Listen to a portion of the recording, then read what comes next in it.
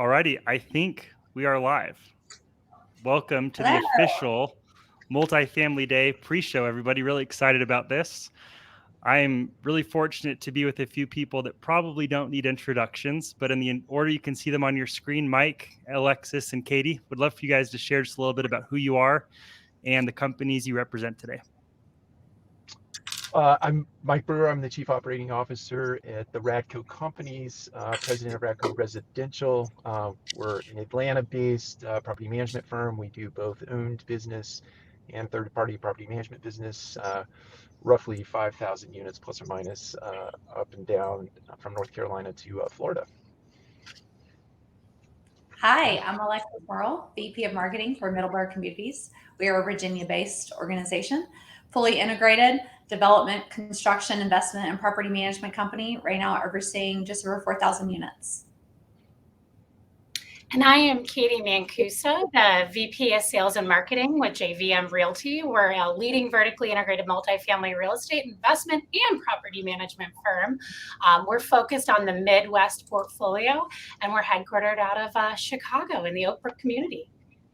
What a crew. I'm so excited for today. Well, my name is Mike Wilbur. I'll be your host. I'm the Chief Revenue Officer of Rent Dynamics and the host and creator of the Modern Multifamily podcast. And we're going to kick into gear today, and we're going to talk about trends, technology, and business operations. And I think between these three, we're going to accomplish quite a bit in the next 21 minutes. And I'd love to start with you, Mike. One trend that you're thinking about heading into 2023, whether it's on the technology or business operations side, and how you're thinking about the impact it can make to you personally or to your business. Certainly. So as much as I love technology, I'm actually going to shift gears today and focus on operations in brief.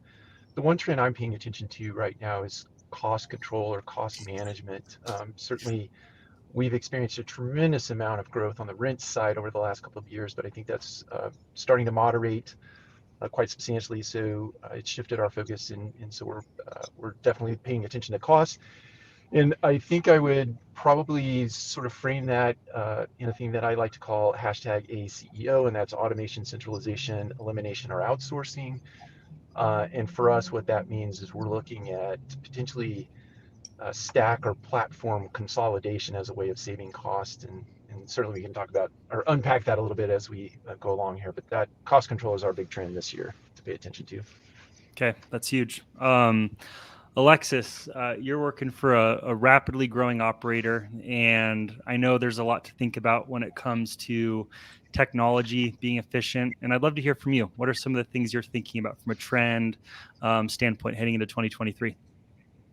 Yeah, at Middleburg, we are definitely leaning into the future, and we really want to revolutionize not only our customer experience, but our employee experience. And to piggyback off what Mike just said, centralization is absolutely important in looking at how we operate and changing that, not only to save and cost, but also to really create a better employee experience in the jobs and the roles that we hire people to do in our industry. And then self-service, I think, is a really important piece of that. Again, a better experience for our customers, a better experience for our employees. Self-service is no longer just a nice to have.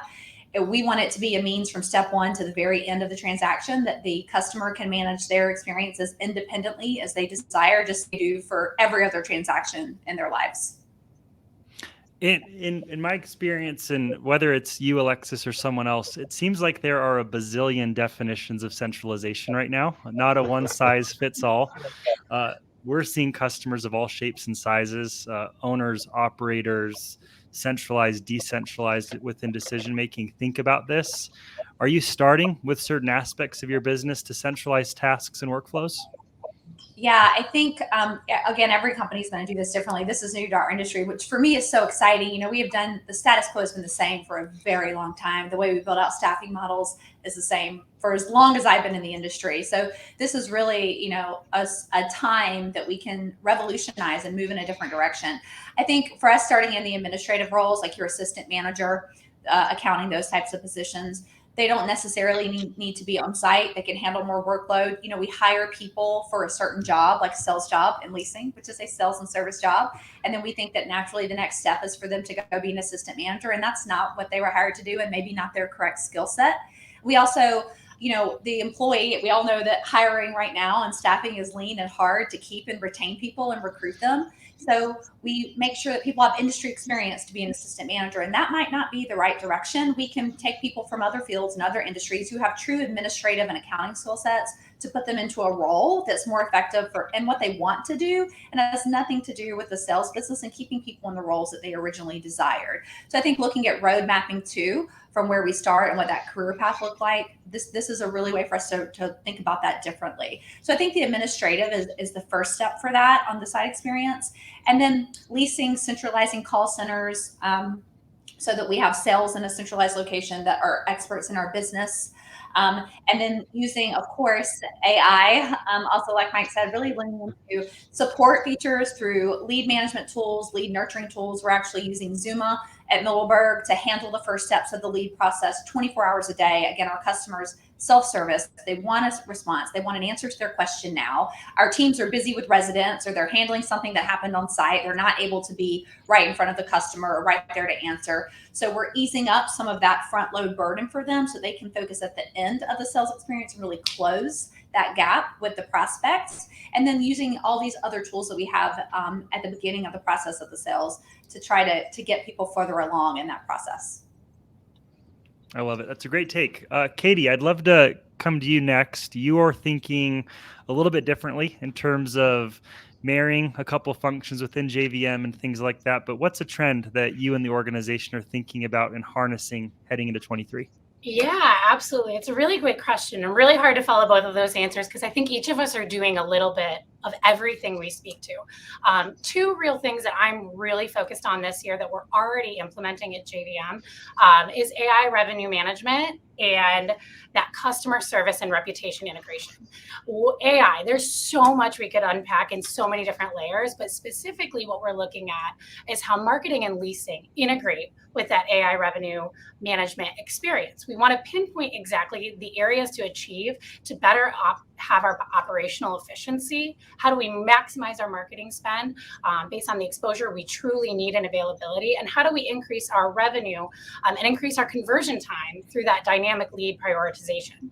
So that's something that we're spending a lot of time on. I'm working in the background with other vendor partners, but today, what I'm loving is the integrated dashboard access that our teams have. So everything from a site level all the way up to an executive can know kind of the peek behind the curtain of what's going on with marketing, what's going on and how does that relate to sales. And now give that to me in a digestible manner rather than having data paralysis. Because I think so often our teams are doing so much all day long.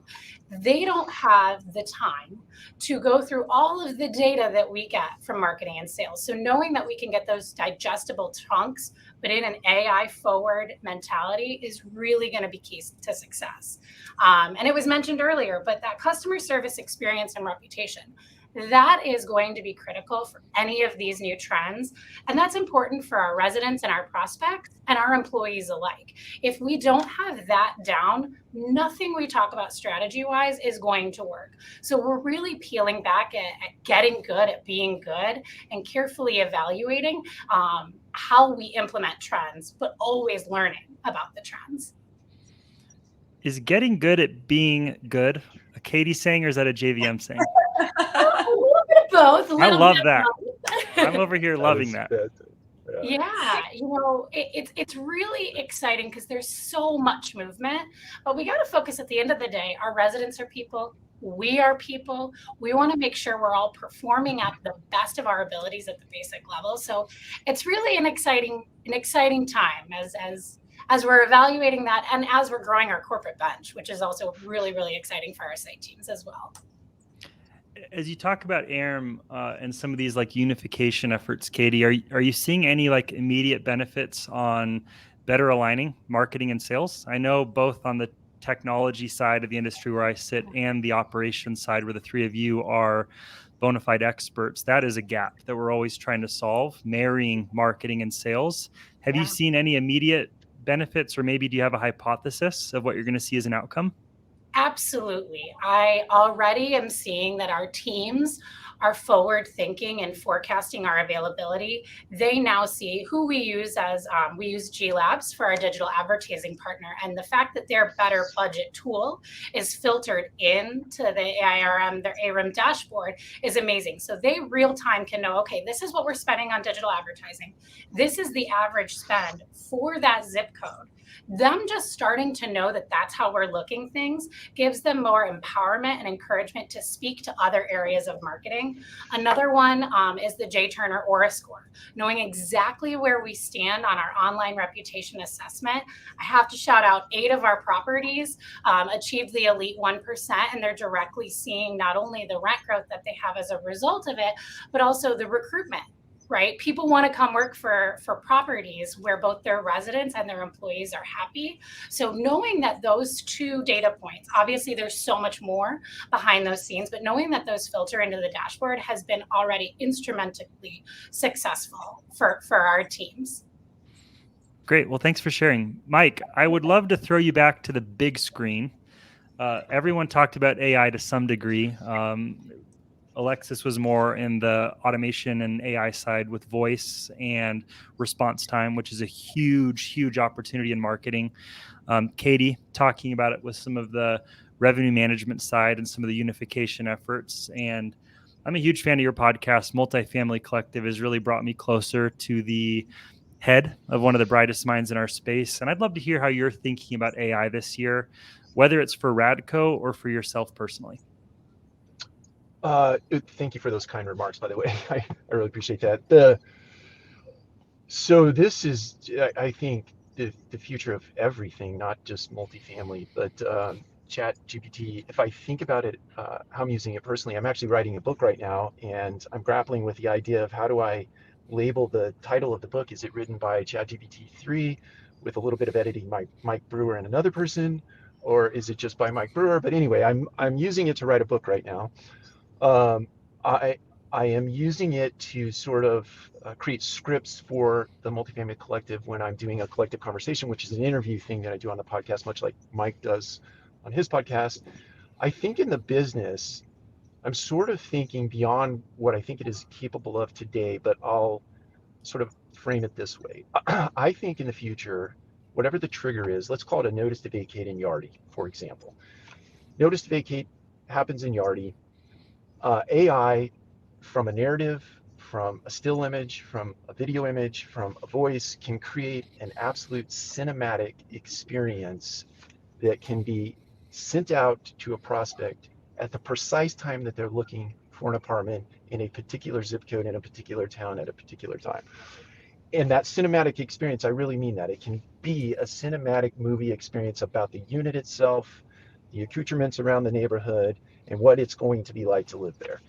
And I think that's going to get stitched together very quickly, and that's how we'll see the future of apartment marketing sort of evolve. I like that. That's really helpful. Alexis, I want to put you on the spot, and I feel like right now there's like the utmost focus on efficiency right now. I think we're all feeling concerned about the state of our people, wanting to make sure that retention, hiring practices are in place, and as part of that, centralization is at the forefront. We want to do more with less. And from an efficiency standpoint, I'd love just to hear how you're thinking about rolling out new solutions this year. Are you moving at the same pace when it comes to technology selection? Are you thinking differently because things are different in 23 than they were in 22? That's kind of a verbose question, but I'd love to hear what you're thinking about that.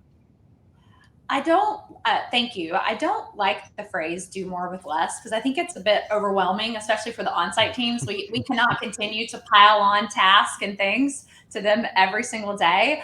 We're going to create a real barrier in job satisfaction there, and something we already need to overcome. But I do think that we need to do the most that we can with the resources that we have, and then be really thoughtful and strategic about how we deploy, like Kadi was saying. How are we integrating all these other things? How can we be more efficient with the tools? How can we measure how that impacts the business, the revenue, leasing, conversion, and also resident satisfaction, job satisfaction? We need to be measuring both of those things, not just what our customers think. Our employees are our customers too. What do they think about their job experience? How can we make their lives easier? I feel really strongly about when we deploy a resource or centralize a position, we need to be getting feedback from the people that are in those roles. How is this working for them on site? It's really easy for me to throw a tool out for them and say, this is going to be great. But if I'm not at their site every day and I don't know how their job function works, I really don't know how that is affecting what they do day to day. So I think with the rollout of centralization and all these other things that are out there and that are supposed to be helpful, we really need to be using great beta tests, being thoughtful about how we're deploying it, doing it strategically and thoughtfully,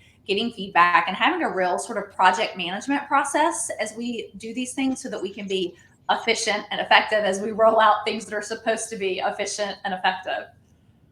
I like that. You got a ton of shout outs just now. Comments are flowing through saying, go Alexis. So I think you struck a chord. You know, I love all these vendor partners and these things that we have. But at the end of the day, you know, we have to give the people that work for us, myself included, things that make their jobs better and that they see a win in it and how it affects the business. And that's just not ease of use or ease of information. But I also think communicating, like Kadi was saying, look at what this did for the business. Look how many leases you got. Look how much revenue that was. Look at how this impacted your bonuses. Look at how much more renewal retention we had as a result of a great resident experience. So I think there's a buy-in that we can create there, that there's a big gap in sharing of information. We're like, great, you're highly occupied, but they need to understand what that means and how that affects their job and our overall revenue and bottom line. I love that. Kadi, I know you all are moving at a fast pace and in a similar camp as Alexis and Mike, thinking about, you know, solving opportunities with the right solution, whether it's process improvements or tech. Have you had any learnings over the past couple months in terms of how you're thinking about embarking on new without placing overwhelm on your teams? Yeah, so what we really like to, it's a phrase that we use actually on our maintenance side that I think is applicable to all of our operations and not just maintenance, but repair, not replace, right? How do we analyze what we're doing today to not just, okay, let's bring in the latest new tool, let's bring in another layer of a team or another vendor, but how do we analyze what we're currently doing today and then take those learnings and apply them moving forward? Another thing I'm really excited about with that is we just came off of our operations regional retreat, right? So cup is full, everybody's feeling good, but how do we recognize and celebrate and award our employees? So we think of that always when we're looking at any of these trends, when we're looking at any of the new things that we're evolving is, you know, Alexis said it perfectly. How does that impact our teams? And we now have senior leaders that we're involving in those conversations. And I don't say senior leaders meaning executives. I say who's our senior regional manager and how do they feel like it? How do they feel about this new process? Or who are our top performing community managers? How do they feel about this process? I'm fortunate I started my career as a leasing associate, and then the bread and butter of my career was in development. So I always think of that boots on the ground first experience with the resident as well as creating something from nothing. So those two mindsets are also a foundation for everything that I do and suggest at the table with my team. That's a great answer. We have a question coming through from Grady Newman. He's the founder of Resi. And I'll kind of throw this out to the group to see if anyone wants to take it. Have you seen your vendor partners pivot at all over the past couple of months in terms of how they're focusing on value or support within your organizations? Yes. Yep. What have you seen, Alexis? What's working? I think all of our vendor partners, especially as we look at sort of economic headwinds, the initial question, right, is they're trying to show value to us too. So looking at how much lease revenue we got, really not more vanity metrics, but more impactful metrics that we can share. So I do think that case studies and they're being more thoughtful about beta launches and being, again, just like us, let's get a plan together. Let's see how this is going to work. What, you know, project steps are going to happen and then measuring impact and then including even, I have some vendors right now with some launches that we're including site teams in as well. So I do think we're having more conversation and more engagement from senior leaders like the regionals and operations teams and what we're doing, which is really great to see all of these things that used to be very siloed working together, you know, for the same mission and the same purpose. So yes, I do think so. That's great. I think everyone leaned in when that question came through. Mike, what about you? Yeah, you know, I would actually punt this to you with the predicate of, I think you were interviewing Eric Clark, if I'm not mistaken, and certainly correct me if that's not the right person, but you said something in that podcast that really resonated with me, and that is you as a counselor in helping people like me understand that we're using your technology to the fullest extent, I think was the point you were making. And I would punt it to you to sort of unpack that, because I thought it was fantastic in the sense that you're not just trying to sell me something else, you're rather trying to sell me the full value of your product and or potentially refer me to something else if yours doesn't work. Yeah, I'd love for the three of you to call me out if you feel like I'm being a sales guy here. But It was great. over the past year, I'd say one of the trends I've been most excited about is seeing our customers and our future customers just get smarter about how they're shopping and implementing new technology. Moving a little bit slower during the buying and courting process so that we can have speed to success. I think there's a lot of past experiences I've had. I've actually had some of them with you as customers where we've made a decision and we just haven't quite been ready. And we had to wait too long before we could get to that moment of value. And I think that's just like one of the big things I'm seeing right now is an opportunity to slow down during the sales discussion, really understand what problems we're trying to solve, and also make sure back with the folks that we're working with that challenging to make sure they're really maximizing their current technology before looking to implement something new, because you add on all of these layers of tiramisu to your stack and you overwhelm everybody versus making sure you go to the well to truly utilize the recent features, your internal org structure and business process first. And in my mind, saying no to somebody is sometimes a good thing to make sure that it's a good time for us and for you to say yes to what could be a really successful partnership. But thanks for highlighting that, Mike. It's definitely something we're excited about, and just making sure that we move at the pace that's sensical for both parties. I want to shift gears a little bit, and anyone on LinkedIn, we're getting a lot of nice engagement. Ask questions here. I think this topic's exactly for you. I want to talk about the trends that are here to stay or the trends that are going to be gone at the end of the year. I think back to Clubhouse and some of these COVID things that skyrocketed and they just went away. And right now, whether it's a good one or a bad one, what are some of the trends you're thinking about that are going to impact you for the next decade or that are going to be gone and forgotten within the next 24 months? That is a curveball. I'll start. I'll jump. Oh yeah, go ahead. Go ahead. No, you go, Mike, first. Well, I think AI, Chat GPT, I think that is here to stay, and it is really going to impact every position in the multifamily space, not to mention probably every industry across the United States and across the world potentially. I know that's an extreme statement, but I think that really is going to happen. And I think the lesson in all of that, or lesson in that for all of us, is understand right now where you need to upskill and reskill people in your organization because much of what they do today is going to largely give way to automation or centralization. And I think it's incumbent upon all of us as leaders in this industry at large to understand that, see it for what it is, and help people transition into what they are going to be doing in the future, which I think is highly customer centric, highly team member centric, even vendor partner centric. We really need to learn how to get back to relationship. Prior to coming live here, I heard Mike say I put my phone on do not disturb, and I think that's awesome because that's what we need to do. We need to put all of our phones on do not disturb and really serve the customer by looking them in the eye and not being distracted by the technology that's on our desk or on our phones. So. It's a great take. I like that, Mike. Alexis, what do you have? Talks about centralization are all over the place. Everyone's talking about it differently. I do think it's going to happen, and it is here to stay. I do think it's going to be some bumps in the road with certain positions, on-site operations versus not on-site.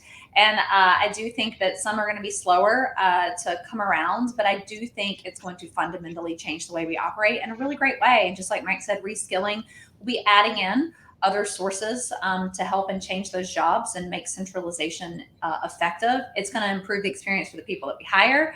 They can zoom in on tasks and skills that they were hired for. And there will be leaders in the space who are going to try this and test this and forge ahead and try to figure out a way to make it happen. And, I hope that we're a leader in those efforts. And then I do think self-service, self-guided tours in particular. I know there was this rush, particularly when the pandemic started. And I'm not talking about here's a key and here's a map, take a left, and the units down there. That's not what I mean.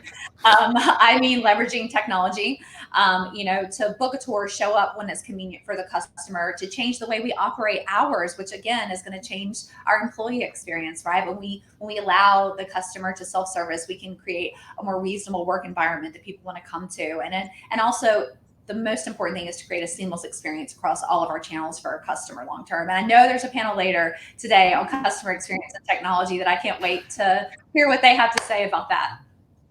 That's awesome. We've got a big question coming through from Mike Whaling. Mike Whaling is the CEO and founder over at 30 Line. So I'm going to read it. And before I wrap today, I'll see if anyone's brave enough to take this one as an answer. Mike asks, how are the operators addressing the gaps between traditional legacy approaches? Think legacy software configuration, your operational structure, staffing models, investor expectations, etc., and adapting to the new world of renter expectations and what centralization can mean for multifamily? It's a big question with 4 minutes to go. Anyone want to be brave? I'll answer that. I think it's going to be sort of a multifaceted approach. We are going to have, operators and partners that we work with, particularly on the third party side, that are leaning into more of this and willing to try. So I think we need to be really thoughtful and diligent about how we implement this and test it at certain assets and certain portfolios and measure results, so that when we go to different clients and we go to leadership, if it is to make a change, that we can go with data and analytics and say why this is working, why we think we should do this, how it helps our teams, and again, actually get feedback from the people that are boots on the ground that this impacts what they do day to day, as far as the centralization piece is concerned. I think I would add on just in brief that we've seen our asset managers on the third party side, especially, driving this conversation, right? We're not bringing things to them, but rather they're bringing things to us and almost mandating or demanding that we put things in place. So I think they're kind of squaring up at the same time we're squaring up, and it's become a really interesting conversation. I'd love to. Please. Yeah, I'd love to add to what's really important with that question and some of the comments I've seen come through is the definition of all of these words that are almost buzzwords until you truly unpack them. Centralization, AI, that can mean so many different things. So making sure that our teams, our investors, our employees, all are speaking the same language and understanding those definitions so we can be successful. A great example was centralization. In a way, our company is already doing that with marketing. The vast majority of marketing is done out of our corporate office. All of our reviews are responded to at the corporate office. That's really a more older way of doing centralization, but we're already doing it. So to dismiss what we're already doing would be a missed opportunity. Yeah, thank you. And another thing is, like, we are thinking of centralization not in a way to replace everyone, but to allow our boots on the ground to focus on that customer service experience now. It's allowing them to do better at their job rather than just slashing human capital, right? So wanting to make sure that our teams understand that focus, that one, we're not taking away the human interactions with all of these tech trends, and two, we're not just slashing people by doing centralization. Those are two really, really important things. And making sure that, I love when people refer to vendors as partners, but making sure that those partners that we have as extensions of our team are giving us data that is telling us what does success look like, what are our benchmarks, and not only the company coming up with those, but the partner bringing those, so that way we can show to our teams, to our leaders, the data behind how that centralization and AI is working and benefiting our company. Well said. Well, we're coming up on time. You all have been amazing, and I want to roll out the red carpet before we wrap. Alexis, we'll start with you. People want to get in touch with you. What's the best way for someone to find Alexis? They can pick your brain on technology and trends. LinkedIn. And I love to talk about these things and just, I want to hear what other people are doing and get ideas and what's working, what's not working, and bounce things off of each other. So LinkedIn's the best way. Mike Brewer, you're pretty easy to find, but I'll throw the same question to you. Yeah, I would echo that. LinkedIn is probably the best place. I do have the podcast, Multifamily Collective. It's on YouTube. It's on anywhere you find your podcasts. Thank you, Mike. And Yeah. last but certainly not least, Kadi. To echo both of those, LinkedIn is the best place to reach me. I'm frequently on my LinkedIn page, probably just as much, if not more than my Instagram account. So it's a great place to find me. And I will plug, we are hiring and we'll be doing internships soon too. So Love it. exciting growth. All right, well, right on time. Everybody, thank you for tuning in. Head over to multifamilydemoday.com to kick off the next couple days of fun, and thank you for tuning in. Thank you, Mike. Thank you, Mike.